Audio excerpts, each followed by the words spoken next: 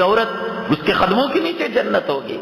وہ عورت ہمیشہ یاسین کی تلاوت کر رہی ہے, سورہ واقعہ کی تلاوت کر رہی ہے, بچوں کو بول رہی ہے بچے وضو کیا نہیں کیا, وضو میں مسواک کیا نہیں کیا. آپ کے گھر میں حمام کے اندر, غسل خانے میں, باتھ روم میں اور غسل خانے میں وہ جو ڈبہ ہے کہ جس کے اندر برش رکھا جاتا ہے, اس کے اندر کولگیٹ کا برش ہے, کولگیٹ کا پیسٹ ہے, کتنے برش ہیں اور کتنے مسواک ہیں. بچے کو مسواک دیا آپ نے, برش تو دیا, بیبی برش الگ ہوتا ہے, بیبی ٹوتھ پیسٹ الگ ہوتا ہے, بڑوں کا بچوں کو نہیں لگڑنا چاہیے, بچوں کا بڑوں کو نہیں لگڑنا چاہیے. جس کے دانتوں کے اندر کیڑا ہو اسے ڈاکٹر نے الگ لکھا ہے, اور کوئی منجن لگڑتا ہے, فاروقی منجن, اور کوئی یہ تو ہے. لیکن یہ ہمارا چھوٹا بیٹا ہے, اس کا مسواک اور ہے, یہ بیٹی ہے اس کا, یہ بچپن میں گھٹی میں ڈالا نہیں ڈالا. حدیث پاک میں نبی کریم جناب محمد رسول اللہ صلی اللہ علیہ وسلم نے فرمایا کہ السواک مطہرۃ للفم, مسواک منہ کو پاک کرنے والی چیز ہے, منہ کے اندر خوشبو پیدا کرنے والی چیز ہے.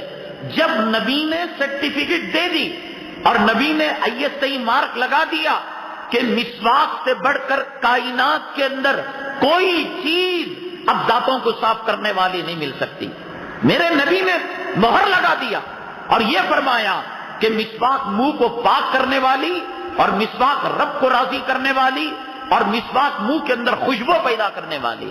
آپ اندازہ لگائیے, اللہ کے حبیب پاک جناب محمد رسول اللہ صلی اللہ علیہ وسلم سکرات کی حالت میں ہیں. اور میں نے آپ کو کئی مرتبہ بتایا یہ سکرات وہ تھی کہ آپ نے میری اور آپ کی موت کی تکلیف کو اللہ سے مانگ کر اپنے اوپر لے لیا, ورنہ آپ کی روح ایسے نکلتی جیسے گلاب کی پنکھڑی سے خوشبو نکلتی ہے. کبھی آپ نے دیکھا کہ پھول سے خوشبو نکل رہی ہو اور پھول رو رہا ہو, ہائے مجھے تکلیف ہو رہی ہے, میری خوشبو چلی جا رہی ہے, پتہ ہی نہیں لگتا. پھول اپنی جگہ پر ہوتا ہے, عطر اپنی جگہ پر ہوتا ہے, اور خوشبو فضا میں مہکتی ہے.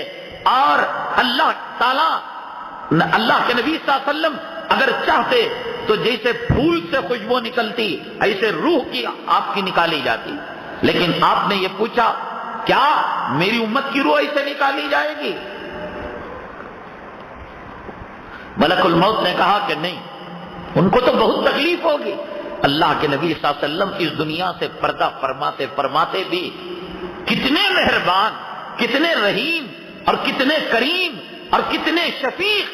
حدیث پاک میں آتا ہے کہ ماں اگر مر رہی ہو, باپ اگر مر رہا ہو, بیوی اگر مر رہی ہو, میں نے بتایا کہ انسان جب مرتا ہے تو پہلے اللہ دماغ کی موت دے دیتے ہیں.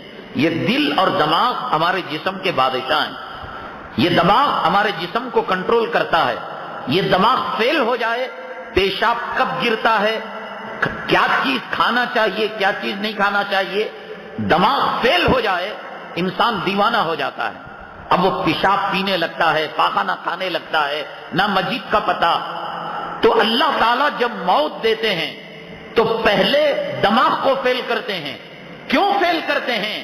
اگر دماغ اس کا چلے تو بیوی تلوار لے کر اپنے خامین کا سر اڑا دے, کمبخت تیری طرف سے میری آخرت برباد ہو گئی.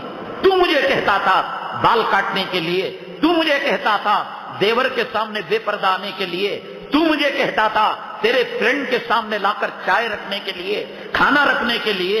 اب انہوں نے مجھے زنا کے نظر سے دیکھا, اب میں عذاب کا شکار ہوں, اب میں موت کا ذائقہ چکھ رہی ہوں. حرامی تیری طرف سے میری زندگی برباد ہوئی.